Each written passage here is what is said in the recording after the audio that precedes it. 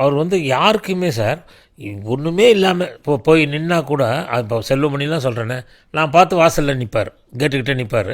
நின்ன உடனே அந்த வாட்ச்மேன்லாம் இதோ இப்போ வருவாருங்க அப்படின்னு கரெக்டாக வரும்போது கேட்பார். வெளியே ட்ரெஸ் பண்ணி ரெடி ஆகிட்டு கீழே வந்துட்டார்னா, மாடியிலேருந்து அந்த குடிசையிலேருந்து கீழே வந்துட்டார்னா, வந்த உடனே முதல்ல வெளியே தான் பார்ப்பார், யார் நிற்கிறாங்க, யார் அப்படின்னா, சார் செல்வமணின்னு ஒரு பையன் வந்திருக்கான், இன்ஸ்டியூட் படிச்சிருக்கானா அப்படின்னா, இங்கே வா அப்படின்வார்.